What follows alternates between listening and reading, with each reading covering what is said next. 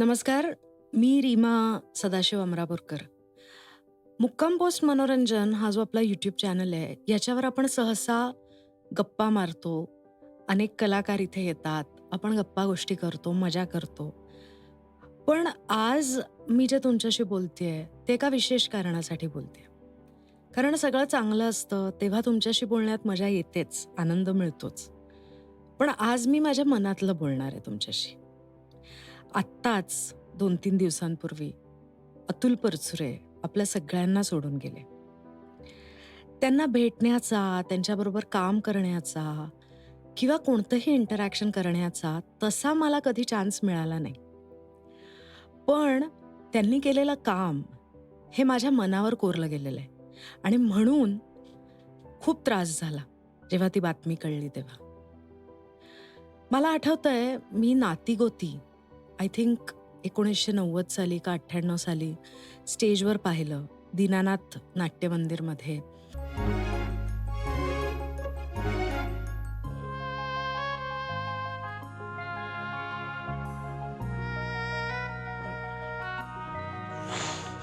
पहिल्या रांगेत बसून मी आणि माझी आई आम्ही ते नाटक पाहिलं आणि त्याच्यामध्ये त्यांनी साकारलेली मेंटली चॅलेंज्ड मुलाची जी भूमिका होती ती मी कधीच विसरू शकत नाही.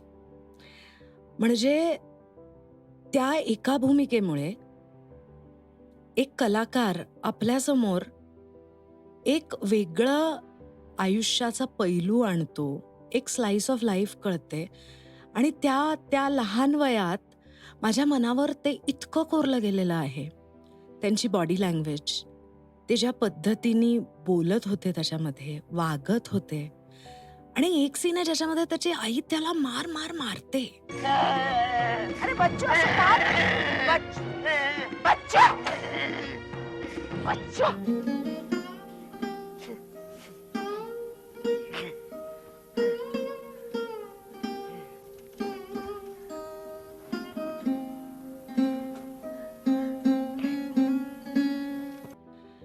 आणि नंतर तो झोपेत जातो, तो मुलगा मरतो. अशा त्या गोष्टीचा शेवट आहे आणि नंतर त्या आईचा होणारा आकांत. तेव्हा पद्धत अशी होती की नाटक बघून झाल्यानंतर आई, मी, माझ्या बहिणी आम्हाला घेऊन बॅकस्टेजला ग्रीन रूममध्ये जायची आणि सगळ्या कलाकारांना आम्ही भेटायचो. त्यावेळेला इतका हाईप नव्हता कलाकारांचा. कलाकारही अगदी मनमोकळेपणानं भेटायचे. त्यावेळेला पहिल्यांदा आणि हा एकमेव असा प्रयोग होता आणि एकमेव असं नाटक होतं, ज्या वेळेला मी एकतर नाटक बघताना रडले. मला खूप वाईट वाटत होतं त्या मुलासाठी. या मुलाचं आयुष्य असं का आहे? देवाने याला असं का केलं? असे अनेक प्रश्न त्या 9-10 वर्षाच्या वयात मला वाटत होते आणि नंतर बॅकस्टेजला जायला मी घाबरत होते. कारण जरी हे कळत असलं की हा अभिनय आहे, तरीही तो इतका सच्चा झालेला होता की खरंच हा असा असेल तर मी काय बोलेन ह्याच्याशी किंवा मी कसं वागेन ह्याच्याशी हे मला समजत नव्हतं आणि मी घाबरत होते.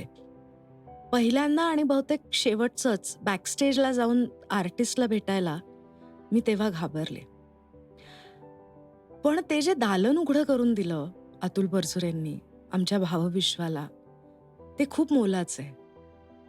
आणि त्याच्यानंतर मी कधीतरी टीव्हीवर का लाईव्ह प्रयोग होता मला आठवत नाही, पण तरुण तुर्क म्हातारे अर्क पाहिलं. त्याच्यामधले अतुल परचुरे किंचित गंधर्व अशी शेड असलेले. हे पहा, फार फार वाईट बोलता हो तुम्ही. तुम्ही माझा असा अपमान केला म्हणून पत्र लिहून मी ह्यांना कळवलं तर स्पेशल विमान करून इथे येतील आणि चांगली कणिक तिंबूर काढतील तुमची. आईला ह्यांना कळवलं? कोण हे? तुम्हाला काय करायचंय? पण एक सांगून ठेवतो, माझा किंचितसाही अपमान केलात किंवा मला जरासाही त्रास दिलात तर एक दात शिल्लक ठेवणार नाही तोंडात तुमच्या. अच्छा, मी दातांचे डॉक्टर. हो, आणि हाडांचे सुद्धा आहे. हाडांचा पार भुगा होऊन जायचा म्हणजे. भुगा करते हाडांचा.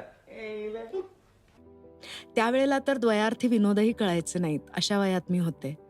पण तरीही हे काहीतरी खूप अमेझिंग आहे बा. असं वाटण्या इतकं त्यांचा परिणाम, त्यांचा प्रभाव त्या नाटकाने केलेला होता आमच्या मनावर. त्याच्यानंतर ते बऱ्याच नाटकांमधून दिसले, सिरियल्समधून दिसले. बटाट्याची चाळ याच्यामध्ये त्यांनी उभं केलेलं पुलंचं व्यक्तिमत्व किंवा कोणत्याही रोलमध्ये अत्यंत एक असं मॅलिएबल ज्याला म्हणतात, अशी त्यांची पर्सनॅलिटी होती. ते कुरळे केस, ते गुटगुटीत असणं त्यांचं, त्याच्यामध्ये एक गोडवा होता आणि असं असूनही कोणत्याही भूमिकेत ते एकरूप होऊन जायचे. ते खऱ्या अर्थानं ती जगायचे असं लक्षात यायचं त्यांचं बघताना. मला माहिती आहे अनेकांनी हे मांडलेलं असणार आहे. पण आज मला राहवलंच नाही. कारण इतका गुणी कलाकार ज्याला अजून पुढे खूप भूमिका करता आल्या असत्या, विशेषतः आता ज्या पद्धतीने OTT प्लॅटफॉर्म्स ओपन अप होत आहेत, या काळामध्ये त्यांना ज्या भूमिका करता आल्या असत्या आणि जे काम ते करू शकले असते, सो मेनी अपॉर्च्युनिटीज लॉस्ट. आणि हा लॉस फक्त आपला आहे, हा इतर कोणाचाच लॉस नाही आहे. दुसरं एक अतुल परचुरेंचं सांगायचं म्हणजे माझी आई माझ्या मुलीला घेऊन, जी आता 8 वर्षांची आहे, तिला घेऊन नाटक बघायला गेली होती. त्याच्यामध्ये अतुल परचुरेंनी बालनाट्यामध्ये काम केलेलं होतं आणि ते नाटक बघून माझ्या मुलीला वाटलं की अरे, नाटक ही काय मस्त गोष्ट आहे.